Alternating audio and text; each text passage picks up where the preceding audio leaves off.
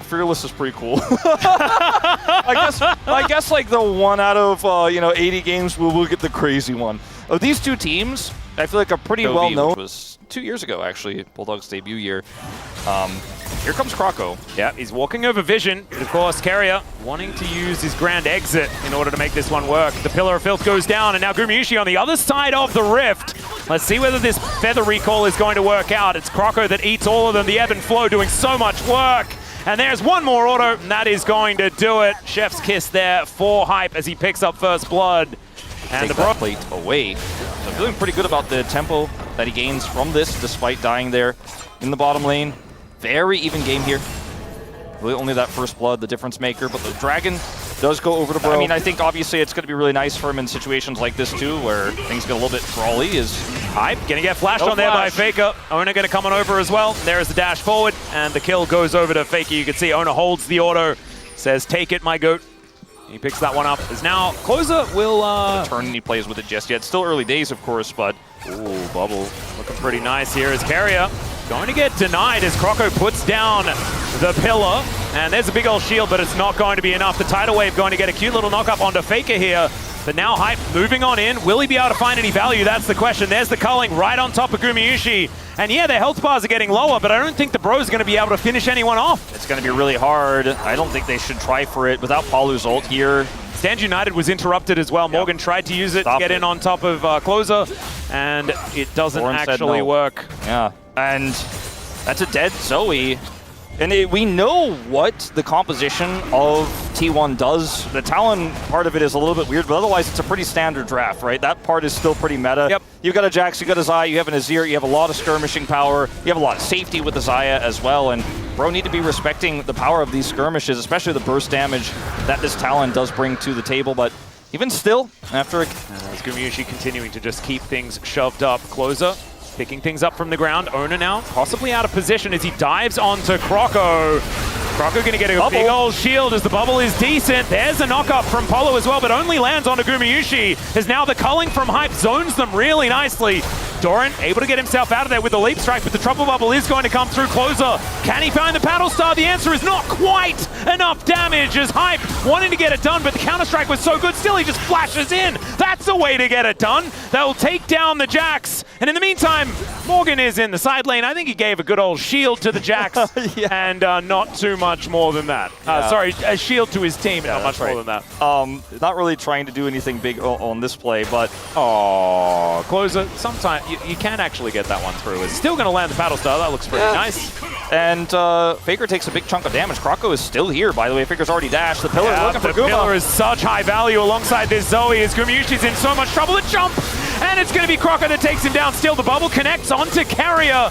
And it's a 1-for-1 trade. Closer picks up a flash, and he may need it. But the trouble bubble going to come through there. The flash comes forward, and Hype's going to look for another one. Doran is respawned and come back in, and will just eliminate the rest of the Bros. And in the meantime, Morgan in the bottom lane. So like I said, Guma has his ult, even though he doesn't have Summers. I feel like this is just T1's prize, and Bro, we're going to trade it for a Rift Herald. Yeah, that looks to be the option. I was trying to figure it out. I looked at the top of the screen. I'm like, oh, it's only 18.5 minutes into this game. It's so fun to watch. Oh, hold that thought. Oh, nice little electrocute proc there from Hype. It's so fun to watch comps that teams very clearly have full mastery on. We're like, okay, 100% we know how to sub on this Dragon. And then watching this, where you're like, do we go Dragon? Do we go Herald?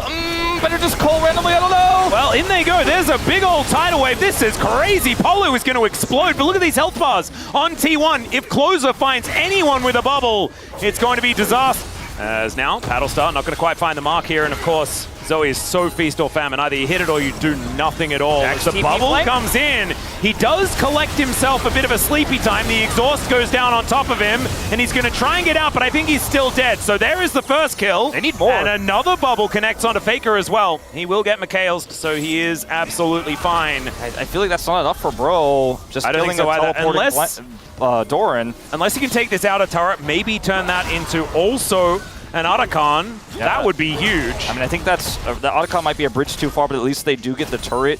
They're going to clear that ward, it looks like, in the mid lane as Morgan's going to defend Faker's push, because this is a strong side laning Azir, you know, that does have Nashor's Tooth. Yeah, look at those Heartsteel stacks though, baby. There you go, 42. All right.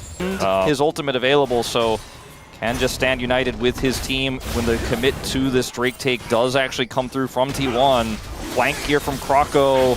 Yeah, Bro, I think wanting to get themselves soul point this time around is Doran on a great flank angle. Zoning sleep pretty good. Yep, Stand United gonna have to come in pretty soon, I think. A preemptive one would be great, as there it is on top of Hype. That's a lot of damage onto Carrier, though, not able to get too much value, as finally Morgan actually gets into a battle. Still, the Zoe goes down and Doran gets a great counter-strike. The flash out from Croco might keep him alive, but Morgan not going to be so lucky. Everyone just lying on the floor, and unfortunately, the composition for the Bros just not quite working this time around, as there's the rake, and he just pops over the wall, and there it is. Yeah, just like dried leaves, the end of autumn, down he will go. And this is going to be mid-turret for free. By the way, Herald not even employed just yet. Oh, no, surely. That T1 were trying to collapse on Faker for just kind of ends up being a bunch of wasted members, as Croco's now isolated. Yeah, I was trying to work out which direction he wanted to go, and Death Chamber, that's the way.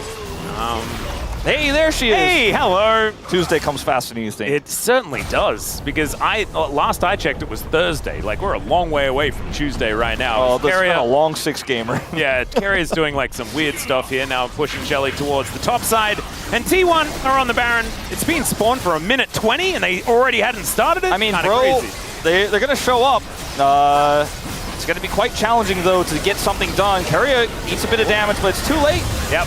Owner is going to be able to secure that one. Now looking for a flank angle as well. Speaking of flanks, Doran will find, okay, a bubble. So that's going to connect, as Polo is just dead. The Shadow Assault just a little bit much there as Hype running out of people protecting him. And in fact, there are none left as Morgan tries to get on top of Gumayushi. And Gumayushi says, thanks for the taunt. That was cute. And nothing else going to really come of it. Croco has just respawned. And the Bros, I think, have ran out of ergs in this particular game. I do feel like the Dragon fight was probably the last gasp of this interesting experiment, as Croco's going to try to buy time. Oh, look at that! Slow down that wave! There's the pillar. Really beautifully done. Need 20 more seconds! Need 20 more seconds! But yeah, we knew that Owner was good at carry jungles and assassins, so that's not a shock. But everything else for Bro here was very experimental. It did not work out. Croco tries to buy time here, 10 seconds He's just being ignored! They don't care about him. They want to kill the Nexus. Yeah, T1 just wants to go home. Eventually he gets swept up by Faker, who goes golden, and he'll remain golden as